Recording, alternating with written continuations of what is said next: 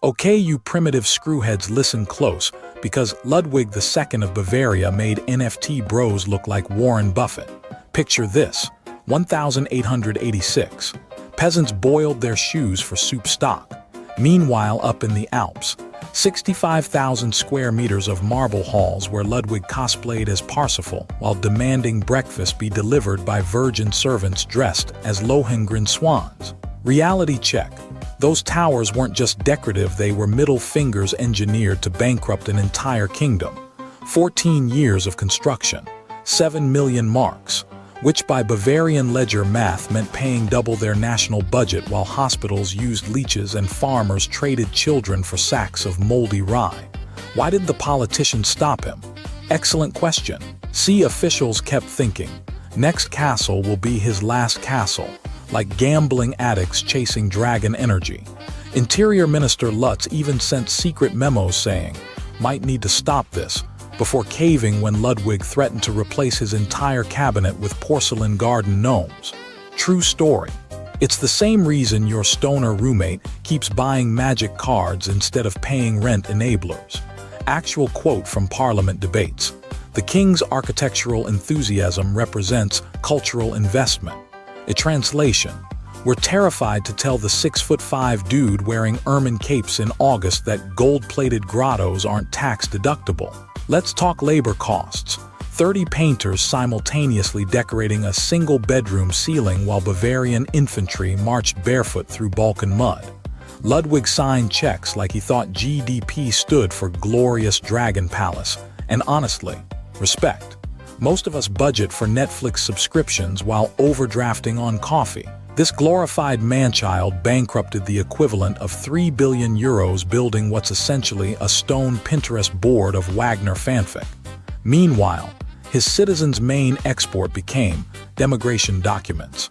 The ultimate plot twist: he died suspiciously floating in a lake before seeing the finished castle, proof that karma exists and aquatic ecosystems are nature's rogues gallery.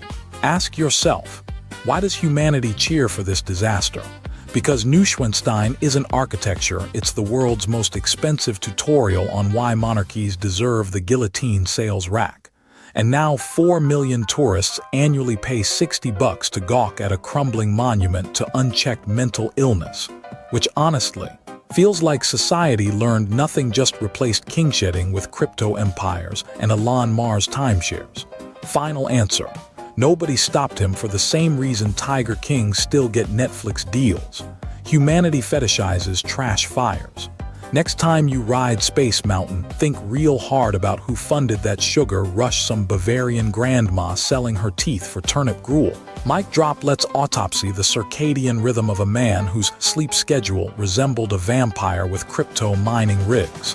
Ludwig became king at 19 already, a red flag wreathing itself in warning tape, like a teenager inheriting dad's shotgun factory and immediately hosting skeet shooting over the orphanage. His royal duties: a fever dream of nocturnal construction site inspections by gilded rowboat. Picture Kim Kardashian's bedside clock set permanently to 3 a.m., but instead of crying into silk pillows, she's harassing architects about adding a 7th waterfall to her closet. This was governance by sleep deprivation. State meetings held at midnight in costume, ministers nodding off as Ludwig scribbled castle blueprints on unpaid grain invoices. Modern parallels. Open any, get ready with me. Video where influencers blow 7 months' rent on collagen before dawn. Same energy, except Ludwig weaponized it. While Bavaria's potato crops froze, he installed a mountaintop bathtub carved from Swarovski slag.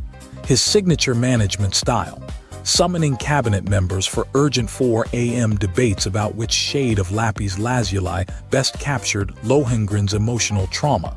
Rule of thumb: if your monarch requires more velvet per square foot than a Las Vegas dominatrix, prepare for national deficit. The finances: a horror movie where Wagner's opera royalties played the villain. Ludwig didn't just overspend, he engaged in fiscal autoerotic asphyxiation.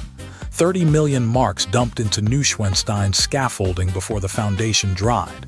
Meanwhile, Bavarian pigs ate better than the army.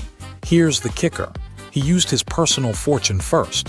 Imagine Elon Musk draining PayPal to build Mars-themed escape rooms before grifting NASA subsidies, identical grifter math.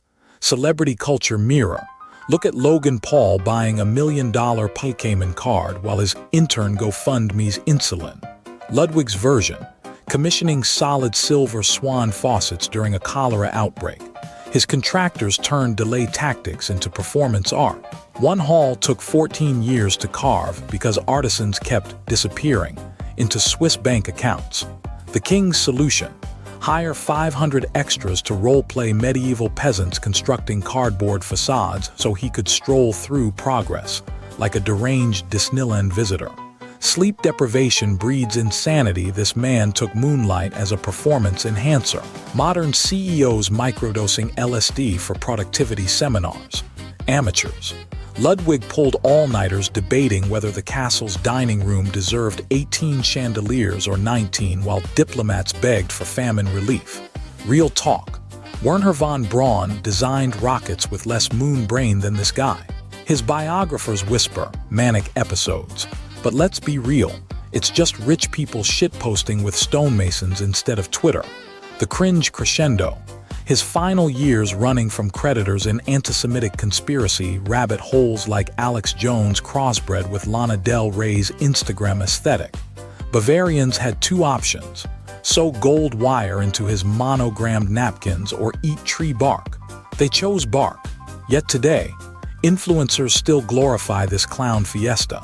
Next time you see some trust fund brat vlogging their productive 4 a.m. routine while lighting cigars with unemployment checks, recognize. King Ludwig II didn't die in that lake. He evolved. Swans. 14,000 marble ones glaring from every cornice while Ludwig's peasants turned malnutrition into an Olympic sport. You think modern billionaires burning cash on crypto monkeys is peak delusion. This dude diverted Bavarian grain funds to import live swans from Crimea, just so they'd attack fishermen in his moat. His contractors probably had spreadsheets with line items like lunacy upcharge and swan-related hazard pay. Meanwhile, villages buried relatives in potato sacks because His Majesty declared velvet drapery a non-negotiable vibe for his imaginary tea times with Louis Roman XIV ghost. Now, the cave. Oh yes, the artificial grotto. Picture Elon Musk's Vegas loop, but with more glitter and zero survival value. Ludwig ordered engineers to mimic Moonlight inside a man-made mountain cavity, using dynamo engines and silver-hammered foil, the Victorian equivalent of taping flashlights to a disco ball. Also, he could float alone in a golden shell-shaped boat, quoting Wagner operas to taxidermied peacocks. Cost: 60 million marks, roughly enough to vaccinate every Bavarian against smallpox twice over. But when your brain's marinating in opium tinctures and sleep deprivation, priorities skew toward rainbow waterfall illusions over trivialities like human lives. Swan desk clerks, swan-shaped soap dispensers, an entire chapel font where holy water spurted from a swan's beak because even God needed branding consultations. Fact: Ludwig's avian fixation makes the Tiger King look like an ASPCA volunteer. The piece de resistance. His grotto's alchemy chamber, where chemists brewed fake moonlight essence using mercury and crushed pearls, because actual moonlight wasn't Sparkle's aesthetic sparkles enough for his midnight sad boy poetry sessions. Agricultural reports from 1883 show crop yields collapsing as artisans stole copper from plowshares to mold more swan sconces. Comparisons. Imagine Kanye West commissioning 30,000 Yeezillion statues while Chicago schools ration chalk, or Balenciaga releasing a $10,000 moldy couch while firefighters crowdfund hoses. History's richest idiots share one brain cell, and Ludwig French kissed it daily while drowning his kingdom in debt. Final kicker: his swans outlasted his reign. Those birds survived World War I bombings, Nazi art theft, and Instagram influencers, making them Bavaria's most durable investment since regret. Here's your text distilled into venomous satire, stripped of fluff, and sharpened for maximum grotesquerie. Ludwig's magnum opus wasn't swans or alchemy. It was drowning serfs in literalism. Behold Linderhof's Venus Grotto, a Chernobyl-level confection where ambience mattered more than amylase. Versailles' Hall of Mirrors crammed into a serial killer's aquarium. While peasants gnawed frostbitten loaves in the Great Hunger, 12,000 sweatshop dryads hollowed a mountain to mortar it with 5 tons of plundered Sicilian coral. Aqueducts meant for barley fields bled into this ego slurry. Europe's first electrical generator hummed not for hospitals, but to project mermaid core lighting for His Majesty's 3 a.m. ketamine mumbles. The schematics: Elon Musk's bankruptcy ransom note, hydraulic waves mimicking cholera outbreaks, coal furnaces that incinerated alpine forests to sustain Turkish bath temps, mirrors angled to fractalize Ludwig's opium-riddled frame as he rode a mother-of-pearl dinghy through Narcissus bile. Actual diary entry: artificial moonlight aids my dialogues with Wagner's ghost regarding fiscal prudence. Cost: 87 million marks, enough penicillin to purge Bavarian dysentery for a decade. But why cure scurvy when ambience dissolves accountability? Comparisons are for cowards. Still, Bezos constructing a zero-gravity panic room on a Falcon 9 while warehouse piss bottles ferment, or Kushner commissioning an ethnostate ice palace during mass evictions. Ludwig's monsoon mobilized mid-biblical drought, peasants jailed for stealing rainwater while royal engineers drained reservoirs to polish his despair ambience. Typhus bloomed as workers dredged bathtub sepsis for imported coral. Priorities: the mechanics rotted like theocracy. Ludwig's self-cleaning lake, designed by a syphilitic clockmaker, incubated algae swamps so venomous they pickled 6 servants. Mirrors fogged, polished hourly by starving nuns weaving silk rags. The Moonbeam Squad, indentured aesthetes dangling lanterns from pulley nooses, clocked 3 fatalities. Coroners listed cause: excessive theatrical commitment. Final joke: ministers begging famine relief found Ludwig shirtless in a swan boat, sobbing into a diamond conch about Lohengrens, demotional labor. My landlord pulls this shit, cranks the AC during blizzards to punish entropy's laziness, while raccoons freeze solid in the walls. Autocrats and HOAs share one truth: sociopathy launders itself. Bavaria didn't fund this liquid dementia, it expired of it. Debt hit 900 million marks. His fix: pause Neuschwanstein to melt its gold for grotto swan feeders. When banks rebelled, he tried pawning Austria's crown jewels. P.S. Peasants devoured zoo donkeys while Linderhof's coral sipped French 69 Dom Pérignon. Historians whimper tragic. Incorrect. It's capitalism's prototype autopsy. Dr. Sardonicus' corporate necromancy always outlives the warlock. Ludwig's swan cryptogram, barely christened before he got the indefinite paid vacation letter from reality, became a corpse heir weeks later. Coroners found him floating like expired bath art in chest-deep swamp water. Cause: failed to thrive, medical jargon for the orchestra in his skull finally played the out-of-tune swan song.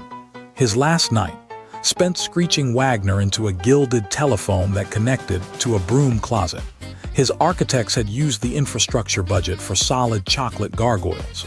Forget Sleeping Beauty, try Bankruptcy Beauty. 11 nights squandered polishing imaginary griffin toenails, while Bavaria mimicked Pompeii during Discount Volcano Day. And yet, choking on microplastic water from Disney's frozen trademark bottles in 2024, we still pilgrimage to his dementia cathedral. 60 million selfie zombies annually trample through Neuschwanstein's hallways farting hashtags while Cinderella's Castle, a corporate photocopy, sells $18 billion in branded uterus-shaped sparkle tanks. Walt Disney basically turned psychosis into timeshares. The grift symmetry is grotesque. Ludwig melted crown jewels for swan-shaped cake stands. Disney melts employee spines for $5 churro margins. Both exploited child-level wonder to bankroll pyramid schemes. My ex Karen blew our mortgage refinancing on sequined mouse ears while her Pomeranian needed emergency anal gland surgery. Priorities shift. The suckers stay eternal. Here's the autopsy report.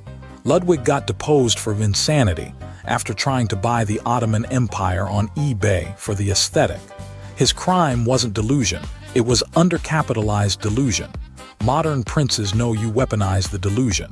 Bezos' penis rocket precisely mimics Ludwig's ivory lunar pulpit, except Jeffy's golden bidet pays dividends via Twitch donations from 8-year-olds. Final autopsy reveal. Neuschwanstein funded Ludwig's endgame arc through a J.G. Wentworth-style structured settlement where peasants traded kidney stones for glitter mortar. The castle's completion relied on Bavarians believing that the immersive medieval core justified eating moss casserole. Cut to modern Orlando dads maxing credit cards so Brayley can wear tulle in front of fiberglass slop buckets. Humanity's real curse. We keep resurrecting failed gods as mascots.